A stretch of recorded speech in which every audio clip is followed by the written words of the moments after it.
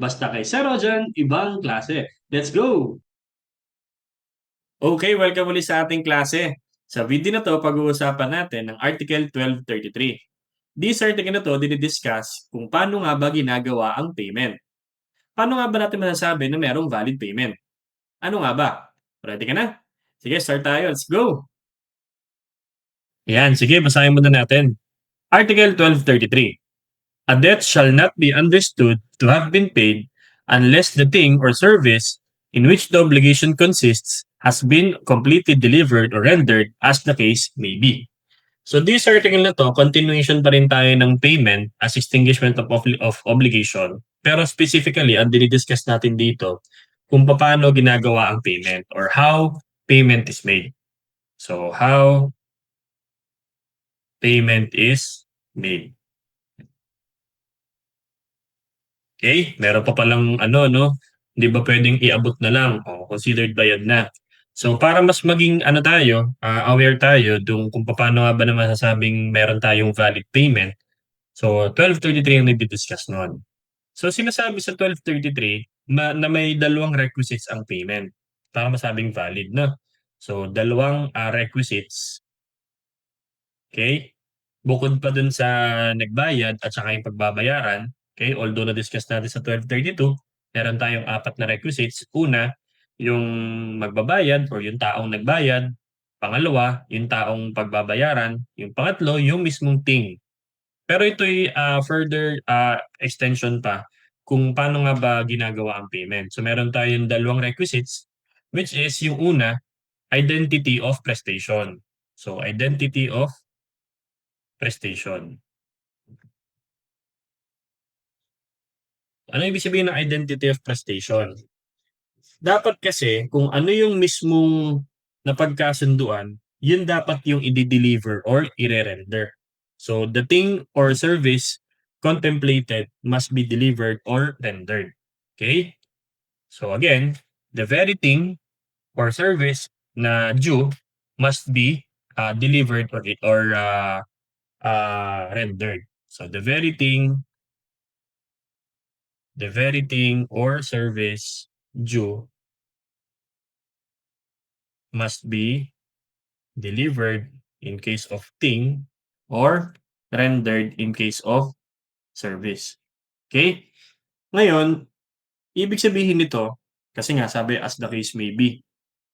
Ibig sabihin, si debtor hindi niya pwedeng pilitin si creditor na tumanggap ng ibang prestation na hindi naman yun ang napagkasunduan. Kahit na mas mahal yung object na yun. So, madi-discuss natin yun sa 1244. Okay? Hindi rin pwedeng i-substitute ng isa pang service para dun sa service na unang napagkasunduan na labag naman labag sa kalooban ni creditor. So, madi-discuss din natin yun sa 1244 also. Okay? Ngayon, kung generic thing naman, ibig sabihin ng generic, edi walang may katulad siya, replaceable. Hindi porket generic yung object is pwede kang magbigay ng inferior quality kung walang napag-usapan do'n sa quality. O kaya naman, kung ang pinag-uusapan natin ay pera, ang obligation, monetary obligation, kailangan legal tender ang ipambabayad mo, which means yung currency ng Pilipinas. Kaya hindi ka puwedeng magbayad ng foreign currency, kasi wala naman napagkasunduan kung anong klaseng currency. Dapat legal tender ng, sa Pilipinas. Okay? So, yun yung unang requisites natin. Mamaya babalikan ulit natin yon. Yung pangalawang requisite, dapat may integrity. Okay? Integrity. Okay? Yan. Ano ibig sabihin nun? Dapat yung prestation ay completely fulfilled. So, prestation must be completely fulfilled. Ibig sabihin, kung ang obligation mo is magbayad ka ng 5,000 tapos nag-advance ka ng 2,000, hindi ka pa completely fulfilled kasi may 3,000 pang balanse. Okay? Gano'n din naman kung halimbawa ang service mo is magpintura ng bahay, nagawa mo na yung kalahating bahay pero hindi mo pa napipinturahan yung kabila, hindi ka pa rin completely fulfilled. Dapat, natapos mo ng buo para masabi mong paid, okey? So, unless, kung halimbawa substantially performed in good faith. Kumbaga hindi mo na magawa pero substantially nagawa mo na yung halos karamihan tapos good faith ka naman, madi-discuss natin yun sa kasunod na article 1234, okey? O kaya naman tinanggap ni creditor kahit alam niyang may incompleteness or irregularity, hindi siya nag-object, hindi siya nagprotesta. So madi-discuss yun sa 1235. So considered valid na rin yung payment, okey? So ulitin natin yun, actually tapos na tayo, eh. So again, sa 1233, andito yung paano ginagawa ang payment. Una, yung identity ng prestation, okey? Ibig sabihin kung ano yung napagkasunduan, the very thing or service na dapat mong ibigay, yun dapat ang ibibigay mo. So hindi ka puwedeng ito yung mga hindi puwede, hindi puwedeng magbigay ka or the debtor cannot compel, okey, the creditor to accept a different one. Accept different, prestation. Kahit na, even though mas mataas ang quality or mas mahal siya or more valuable, even though more valuable, okey? More valuable.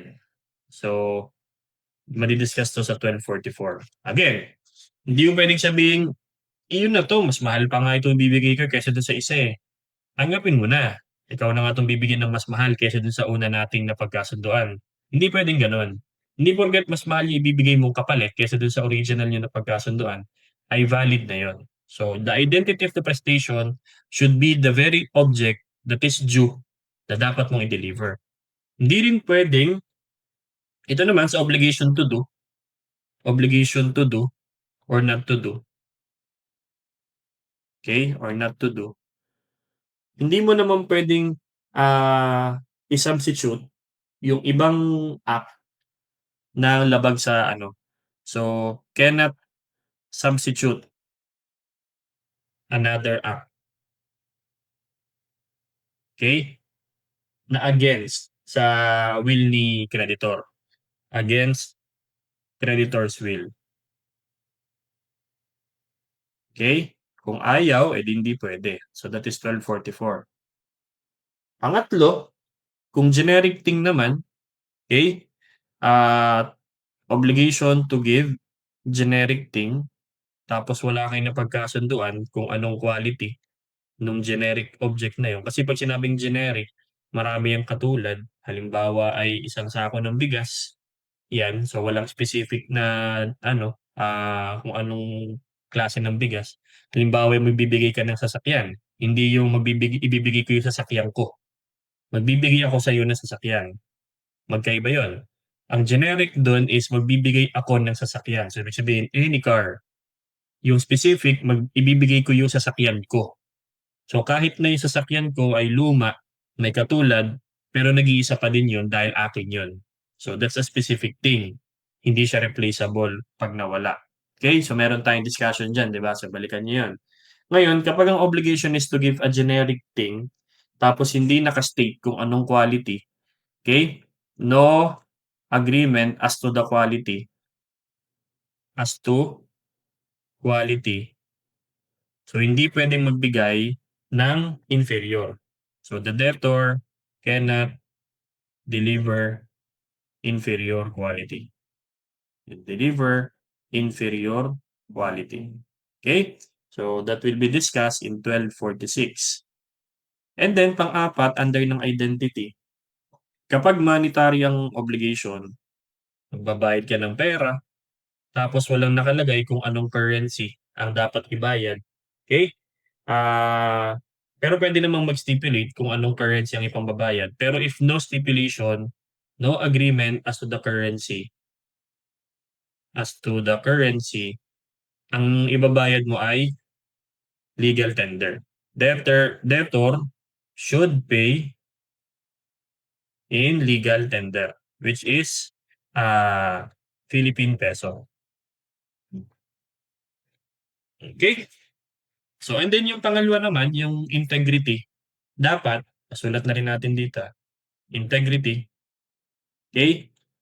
Ang general rule natin, dapat ang payment is completely fulfilled. Ibig sabihin 'pag may natitira ka pang hindi naiibigay or nagagawa, hindi ka pa fulfill, hindi pa bayad 'yan. Except na lang sa mga exception 'to. Exception, okey? Number one, substantially complied in good faith. So kumbaga, gustuhin mo man, hindi mo na talaga magawa, pero matatapos ka na kumbaga in good faith. Tsaka hindi ka naman nagloko or ginawa mo naman talaga to the best of your ability. So yun, fulfilled na 'yan or extinguished na yung obligation. So this is further discussed in 1234. And then pangalawa, alam ni obligee or ni creditor na merong incompleteness, or irregularity. So hindi siya nag-protest, valid na yung payment. So creditor accepts incompleteness without protest or objection. Yan. Ibig sabihin, kahit hindi pa tapos, pero tinanggap ni creditor, alam niyang hindi tapos, hindi siya nag-object, okay, valid na yung payment. So, extinguish na yung obligation. So, this is Article 1235. So, again, ang burden of proof na kanino? Ang burden of proof ay kay debtor. Okay? Kailangan patunayan ni debtor na siya ay bayad na. Kaysa kailangan patunayan ni creditor na hindi pa bayad si debtor. Okay? At ano ang best evidence? Receipt. So, yun, na-discuss natin to sa last article ng 1232. Okay? So, dito nagtatapos yung article 1233. Again, tungkol siya sa how payment is made. Meron tayong titingnan yung identity ng prestation at saka integrity. Okay? Dapat kung ano yung napagkasunduan, yun talagang ibibigay at dapat completely fulfilled ang ating prestation. Okay? So, I hope meron ako nadagdag na bagong learning na magagamit ninyo sa inyong mga klase. Kung medyo may part kang hindi naintindihan, ulitin mo yung lecture natin, I'm sure makukuha mo rin yan. And lagi sinasabi sa inyo, mag-aaral kayo mabuti, mag-ingat palagi at laging tatandaan, ibang klase ka. Bye-bye!